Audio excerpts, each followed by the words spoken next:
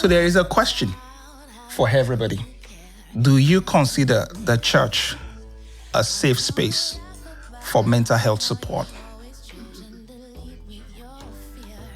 Please choose your color. We can see different opinion, and then we go straight to Mercedes, red, and Pim. Yellow. Yellow. Yes. Okay, then I'll start with you. Why do you choose yellow? Basically, I had different experiences with the church. Okay. I grew up in a church where it was very strict, a lot of social control. So I struggled a lot with like my faith in God, and I actually lost it. Like I when I became like a teenager, I felt like I didn't want to do anything with the church and with God, because for me I didn't feel like a bond with God, because it was always like you have to do this. It was all about rules. That's how I felt. And because of that, I didn't had a safe first experience with the church and with God and with my faith. So after many years of like a depression, I actually had an experience in life, a different experience, that actually met God again, like became a reborn Christian. With a whole new experience. So for me, it's like yellow, because I had like both complete different experiences where I actually felt like I could talk about my feelings and that I'm just good the way I am, you know. I feel like you have to go 2 times to the church. If I was playing like football on the field, then the church people were watching me like, why is he not in church? What is he doing? He's not a good believer. Things like that, you know. And it turned me off from like believing and to go to the church. That was my only experience I had that time. So for me, it was like, if this is God, I don't feel the love, because all I think about, it's only rules and that's it. And so when I was a teenager, I had a really tough time in my life. Like I didn't have a safe home. So I even lived on the streets for a while, and so for me it was a tough time being a teenager, and then I got help for my issues and problems, because I had so many issues and I didn't had anyone to talk to. I had a struggle with like addiction on alcohol, and so in the end, I couldn't be at home because there was a lot of like struggles at home, you know, like my parents, I have a good relationship with my mother, but they had their own problems, my parents. So I felt like there was no space for me. There was no safe spot for me, you know. Thank you for sharing. The contribution is actually very, very helpful. Yeah, thank you very much. Problem. So Red, do you have something to share? I'm still in my mind with the story. Very amazing testimony. So for me, I think I choose the color white because it's a neutral color based on... so I'm from the Ethiopian church, Ethiopian Eritrean church.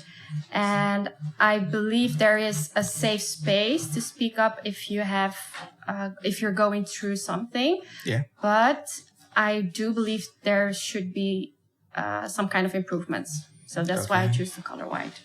Color white. By improvement, what do you have in mind?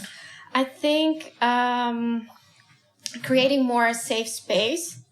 For an example, if I have a problem or if I feel I need to talk to someone, there is definitely someone who is willing to hear my problems and pray with me.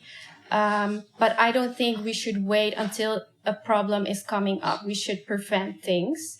Especially how the world is going right now. If you look how social media is reacting, all the news, the pressures on school or social pressures.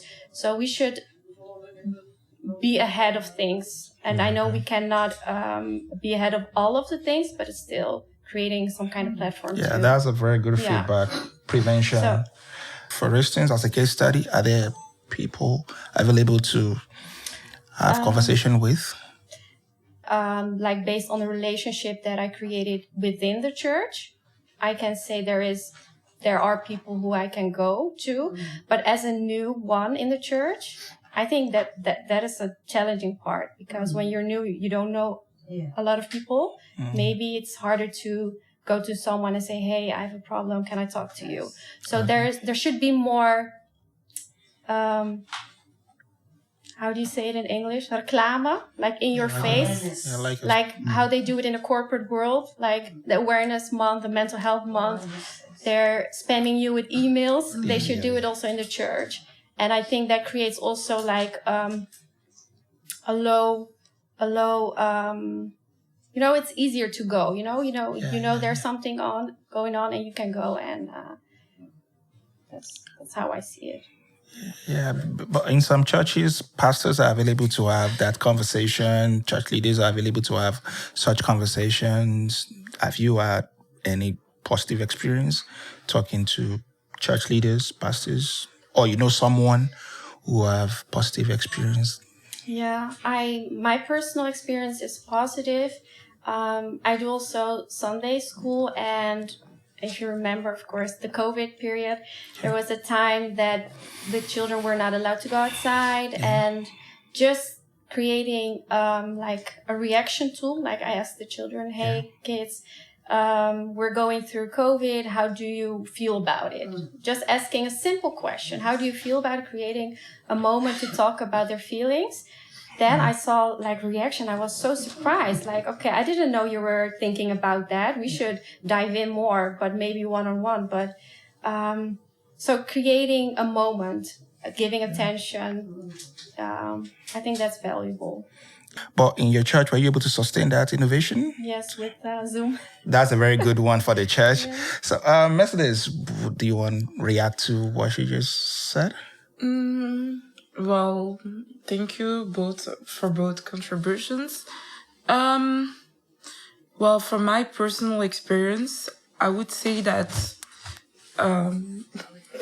the spirit. Yes. I would say that my mental health changed until I realized that I met Jesus, because before, like, of course, I was born in the church and stuff, but I didn't have like a personal relationships, and it was also rules for me and stuff. And I actually had suicidal thought and stuff all the time. And yeah, when I met Jesus, when I was 20, I understood everything, and also how I was working myself and who I was, because I'm hypersensitive. But for me, I think there are a lot of room for improvement also within the church, because, especially the community church, Black African church, that tends to identify mental health, burnout with demoniac diseases, like, oh, we're going to pray over that and take it away. But I mean, these are serious things to think about, like not only a disease or something. And I think also that for the room of improvement, we need to educate like everyone, like starting from the pastor to also the leaders within the church. Yeah. And I think that Christians should recognize that it's not just about demons or whatever. Like it's really true. So that would be my advice on that. The approach, which is mostly prayers to cast out demons. But have you had any other experience, a more structured one, maybe not too structured? You mean on mental health? Yeah, mental health in the church. In my environment, of course, outside also church, African community, mental health is not taken seriously. Okay. Like it's a white thing. Yeah. Yeah. Thank you very much. Pimp, Yes. you want round up with reaction to what you just said? Yeah, I do recognize that. Also from friends that I have, they say that like they don't talk about like mental things. I do see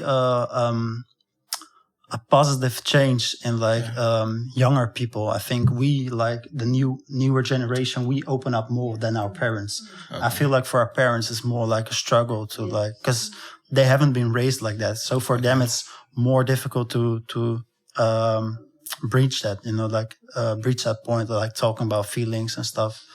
Okay. I read your reaction. Yeah, I have two important things that I want to mention. One is what you said, and that's the way how we react when someone is coming to us and say, "I have an issue," because we're trying.